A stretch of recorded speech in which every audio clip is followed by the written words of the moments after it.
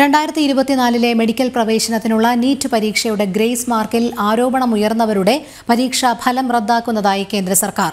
1563 വിദ്യാർത്ഥികൾക്ക് പുനഃപരീക്ഷ നടത്താനുള്ള ശുപാർശ സുപ്രീംകോടതി അംഗീകരിച്ചു. ജൂൺ 23-ന് പുനഃപരീക്ഷ നടത്തുമെന്നും നാഷണൽ ടെസ്റ്റിംഗ് ഏജൻസി അറിയിച്ചു.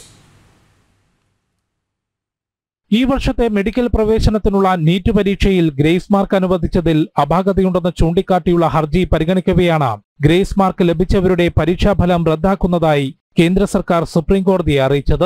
വിവിധ കേന്ദ്രങ്ങളിൽ പരീക്ഷ എഴുതിയ 1563 പേർക്ക് മാത്രം പുനഃപരീക്ഷ നടത്തുമെന്ന നാഷണൽ ടെസ്റ്റിംഗ് ഏജൻസിയുടെ ശുപാർശ കോടതി അംഗീകരിച്ചു. ജൂൺ 23-ന് പുനഃപരീക്ഷ നടത്തും. 30-ന് ഫലം പ്രഖ്യാപിക്കും. കൌൺസിലിംഗ് ജൂലൈ 6 മുതൽ ആരംഭിക്കുമെന്നും പരീക്ഷ വീണ്ടും എഴുതിയില്ലെങ്കിൽ മാർക്ക് കുറയുമെന്നും NTA അറിയിച്ചു.